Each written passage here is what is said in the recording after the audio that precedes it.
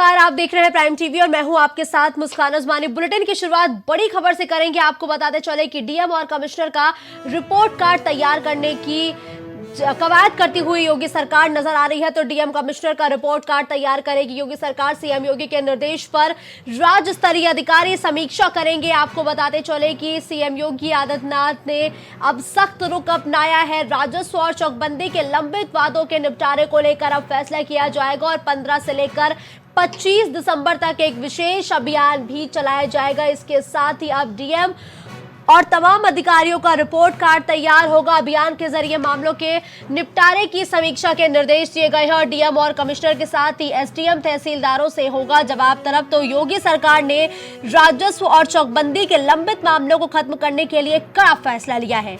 सरकार ने राजस्व विभाग के अधिकारियों को मंडलों में जाकर समीक्षा करने का निर्देश दिया है और यह अभियान 15 से लेकर 25 दिसंबर तक चलेगा। और आपको बता दें कि राजस्व और चकबंदी के लंबित वादों के निपटारे को लेकर यह फैसला लिया गया है।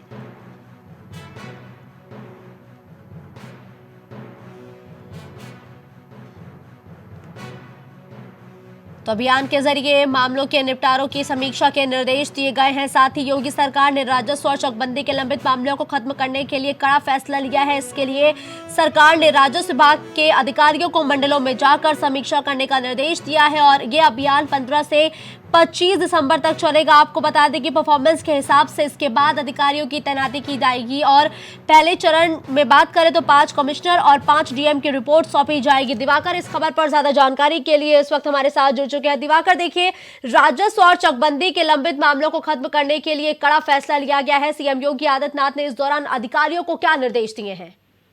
बिल्कुल, देखिए, सीएम योगी आदित्यनाथ जानते हैं कि अगर उनको चुनाव में जाना है, जनता के बीच जाना है 2024 के लोकसभा चुनाव को जीतने के लिए, तो जाहिर सी बात है कि कहीं से उसके पहले संदेश देना होगा। लेकिन जो योजनाएं बनती हैं, चाहे वो केंद्र सरकार की हो या प्रदेश सरकार की, उन योजनाओं को बनाने में तो भले ही नेता काम करते हैं, अधिकारी काम करते हैं, लेकिन उनको धरातल पर उतारने का जो मेन काम होता है वो अधिकारियों को होता है।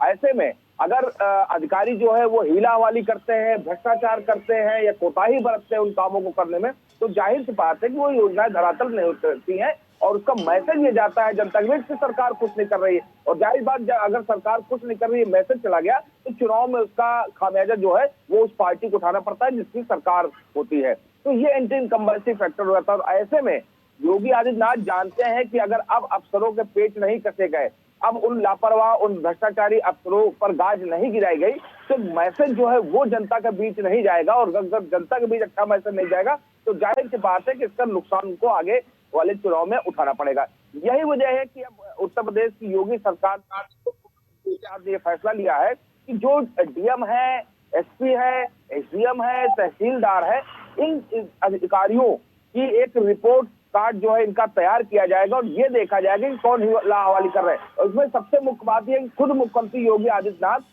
देवी पाटन मंडल और उधर गोरखपुर मंडल की जो समीक्षा है वो खुद करेंगे। और इसके साथ बड़े अधिकारी लगाए गए, यानी कि राज्य स्तरीय अधिकारी, जो प्रमुख सचिव है, जो विशेष सचिव है, इस स्तर के अधिकारियों को लगाया गया अलग अलग मंडल में कि वो जाके समीक्षा करो। 15 दिसंबर यानी कल से और 25 दिसंबर के बीच यानी 10 दिनों में वो रिपोर्ट कार्ड तैयार होगा। उसके बाद देखा जाएगा कौन ऐसे 10 बड़े भ्रष्टाचारी या लापरवाह अफसर हैं जिन्होंने योजनाओं को धरातल पर नहीं उतारा है, उन पर गाज गिराई जाएगी और एक मैसेज जो है वो जनता के बीच पहुंचाया जाएगा। जी ठीक है दिवाकर, आपने जिक्र किया कि 15 यानी कि बीते दिनों से इस अभियान की शुरुआत हो चुकी है जो कि आगामी 25 दिसंबर तक चलेगा। इस दौरान अधिकारियों का रिपोर्ट कार्ड तैयार किया जाएगा। क्राइटेरिया क्या है, क्या आधार है इस रिपोर्ट कार्ड को तैयार करने का? क्या सिर्फ शिकायतों का निस्तारण या फिर कोई और भी क्राइटेरिया है?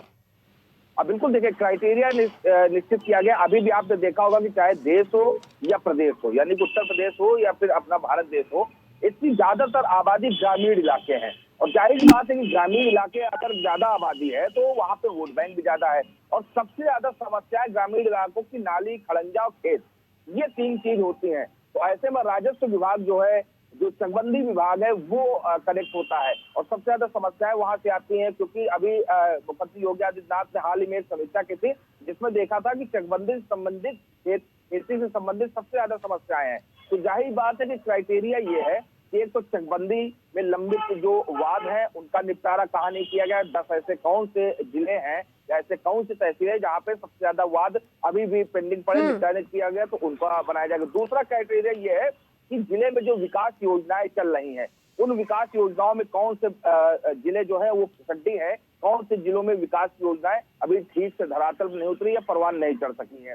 ये क्राइटेरिया, ये दोनों क्राइटेरिया जो है अभी फिलहाल किए गए हैं, जिससे कि ग्रामीण इलाके तक कहीं न कहीं वो मैसेज पहुंचाया जा सके और जो सरकार है वो ग्रामीण इलाकों तक ठीक से पहुंच सके। बिल्कुल दिवाकर, देखिए अगर हम यूपी की बात करें तो ये जनसंख्या के लिहाज से काफी बड़ा क्षेत्र है और अधिकारियों के ऊपर लाजमी है कि जिम्मेदारी भी बहुत होगी।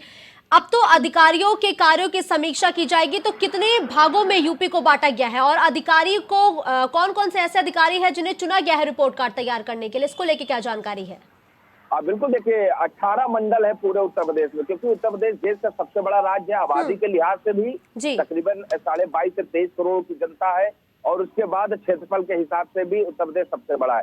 लेकिन इसमें 18 मंडल और मंडल वाइज जो है वो इसको बांट दिया गया, यानी कि 18 भागों में बांटा गया है और प्रमुख सचिव स्तर के अधिकारी अभी फिलहाल नामित कौन कहाँ किया गया ये नहीं पूरा तय हो पाया है, लेकिन प्रमुख सचिव स्तर के अधिकारी और विशेष सचिव स्तर के अधिकारी, ये अधिकारी जो है अपने अलग अलग मंडलों में, जैसे कानपुर मंडल हो गया, लखनऊ मंडल हो गया, मेरठ मंडल हो गया, बरेली हो गया, यानी कि रोहलखंड हो गया, तो इस तरीके से बांटा गया। लेकिन देवी पाटन मंडल और गोरखपुर, ये ऐसे दो मंडल है जिनकी समीक्षा कोई अधिकारी न करके खुद मुख्यमंत्री योगी आदित्यनाथ करेंगे।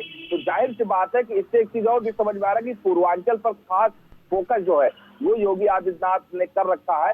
हो सकता है उनको लगता हो कि पूर्वांचल में अभी ज्यादा पैठ और बनानी, जिससे कि आने वाले चुनाव में फायदा हो। ये पूरा जो चीजें हो रही हैं, ये सिर्फ इसलिए नहीं हो रहा कि अधिकारियों ने काम नहीं किया, लापरवाही नहीं बरती, बल्कि 2024 के लोकसभा चुनाव को देखते हुए हो रहा कि अधिकारियों पे गाज गिरेगी तो उसका एक मैसेज जनता में जाएगा कि नहीं, मुख्यमंत्री योगी आदित्यनाथ ने जो अधिकारियों ने भ्रष्टाचार के लापरवाही की उन पे गाज गिराई और अधिकारियों पे सख्ती वो दिखाते हैं, तो ये मैसेज जनता के बीच जाएगा तो जनता पार्टी के पक्ष में और आएगी और आने वाले चुनाव में इसका फायदा दे सकेगी। बिल्कुल ठीक है, धन्यवाद दिवाकर इस खबर पर हमारे साथ जुड़ने के लिए। तो देखिए अब डीएम और तमाम जिलों के अधिकारियों का रिपोर्ट कार्ड तैयार करेगी योगी सरकार, जिसके लिए 15 से लेकर 25 दिसंबर तक एक विशेष अभियान चलाया जाएगा और इस अभियान की शुरुआत बीते दिनों से हो चुकी है और इन अभियानों के जरिए जो डीएम है, एसपी है, तहसीलदार के साथ ही लेखपालों का भी एक खाका तैयार करती हुई योगी सरकार नजर आएगी।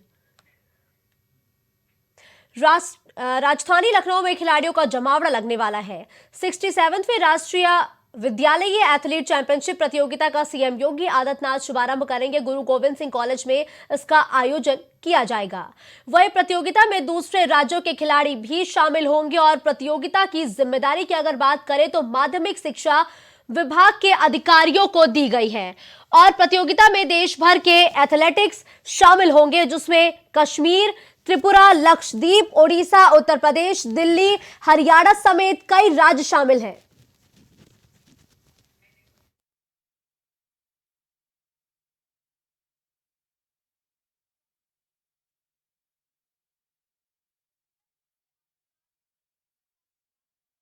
नजर आएंगे और इस प्रतियोगिता में देश भर के कोने कोने से बच्चे शिरकत करेंगे।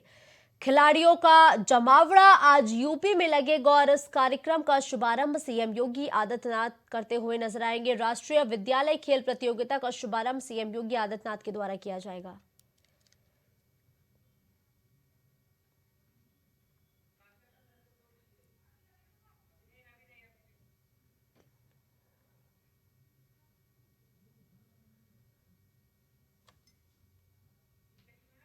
तो सरकारी और प्राइवेट स्कूल के छात्र शामिल होंगे। खिलाड़ियों का जमावड़ा लगेगा। आपको बता दें कि सीएम योगी आदित्यनाथ इस खेल प्रतियोगिता का शुभारंभ करेंगे और राष्ट्रीय विद्यालय खेल प्रतियोगिता का शुभारंभ सीएम योगी आदित्यनाथ के द्वारा किया जाएगा और इस कार्यक्रम में देश भर से बच्चे शिरकत करने पहुंचेंगे। दिवाकर इस खबर पर ज्यादा जानकारी के लिए हमारे साथ जुड़ चुके हैं। दिवाकर, राष्ट्रीय विद्यालय खेल प्रतियोगिता का शुभारंभ होगा जो सीएम योगी आदित्यनाथ के द्वारा किया जाएगा।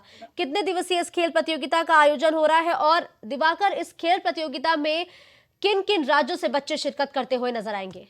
बिल्कुल, देखिए मैं आपको बताता हूँ कि 16 से 20 दिसंबर यानी आज से और 20 दिसंबर तक 5 दिवसीय ये खेल जो प्रतियोगिता है इसका कार्यक्रम चलेगा और इसका उद्घाटन जो है वो मुख्यमंत्री योगी आदित्यनाथ अपने हाथों से करेंगे। देखिए, माध्यमिक शिक्षा विभाग द्वारा ये आयोजन जो किया जा रहा है और इसमें अंडर 14 यानी कि 14 आयु वर्ग के जो बालक बालिकाएं हैं वो एथलेटिक्स प्रतियोगिता में भाग लेंगे। और इसके साथ साथ कई ऐसे प्रदेश, चाहे वो उत्तराखंड हो, यानी जो उत्तर प्रदेश से सटे प्रदेश है, हरियाणा है, दिल्ली है, राजस्थान है, मध्य प्रदेश है, छत्तीसगढ़, यहाँ के जो प्रतिभागी हैं वो सब प्रतिभाग करेंगे। और कहीं न कहीं ये दिखाया जाएगा कि नहीं, खेल को बढ़ावा देने के लिए उत्तर प्रदेश की योगी सरकार और माध्यमिक शिक्षा विभाग भी अग्रसर है। जी बिल्कुल ठीक है, धन्यवाद दिवाकर इस खबर पर हमारे साथ जुड़ने के लिए।